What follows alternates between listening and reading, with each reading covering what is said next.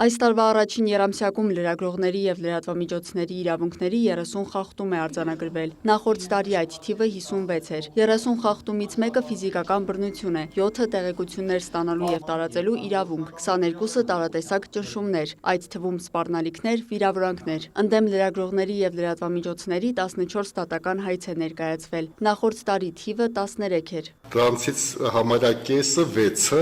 պաշտոնյաների կողմից է ներկայացված։ Երկուսը բիզնես ոլորտի ներկայացուցիչների կողմից են, երկուսը լրագրողների, այսինքն այստեղ լրագրողները ընդդեմ լրագրողների են հայցեր ներկայացրել, մեկը ընդդիմադիր գործչի կողմից է և 3-ը քաղաքացիների, ընդ որում այդ 3 քաղաքացիներից 2-ը ընդդիմադիր գործչի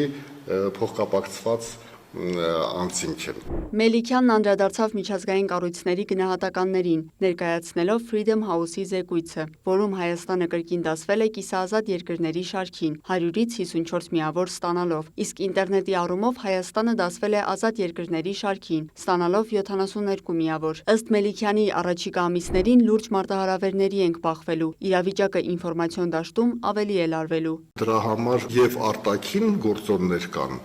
Մենք գիտենք, որ երրորդ երկրներից մեծ հետաքրքրություն է Հայաստանի ընտրությունների հանդեպ, նույնիսկ մեր ներքին գործերին խառնվելու շատ ակտիվ փորձեր են իրականացվում, այդ թվում նաև ինֆորմացիոն դաշտում։ Բացի դա, բնականաբար շարունակում է բևեռացված մնալ մեր լրատվական դաշտը և այդ ներքին ինֆորմացիոն պատերազմը ամենևին էլ չի դադարել, հակառակը մոտակա ամիսների ընթացքում դա կթեժանա։ Կոմիտեի նախագահի խոսքով լրատվամիջոցների մեծ մասը քաղաքական համակարգի մաս են դարձել։ Քաղաքական պայքարը իրականացվում է հենց այդ լրատվամիջոցների միջոցով։ Իհարկե ես նկատի ունեմ նաև սոցիալական ցանցերը, բայց այդ լրատվամիջոցները պայքարի մաս են կազմում և կարծում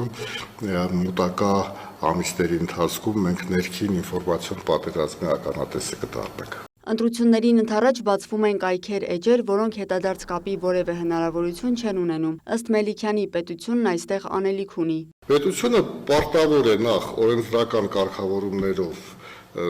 շատ ավելի պահանջկոտ լինի և այդ ելքային տվյալները սեփականատիր չներկայացնելը, ֆինանսական աղբյուրներին վերաբերող հաշվետվությունները տարեկան հրապարակելը և այլն, այդ ամեն ինչը պետք է լինի։ Գործող օրենքն ըստ Մելիքյանի թերի է, ու թեև վարչական պատասխանատվություն ենթադրում է, սակայն չի կիրառվում։ Ինձ համար շատ տարօրինակ է ամեն անգամ լսել, որ ասենք Ռուբեն Ռուբինյանը հարցը ձեզով է ֆինանսավորում։ Իմ մոտ ուրիշ շատ լեգիտիմ հարց է միջայլոց, բայց մյուս կողմից կարող եմ շատ ավելի լեգիտիմ հարցեր առաջացնել, իսկ ինչի դուք տեղյակ չեք, ինչի դուք այնպիսի օրենք չեք ընդունել, որ լրատվամիջոցը թափանցիկ լինի, կամ այն օրենքը, որով կիսատ-պռատ փորձում է դա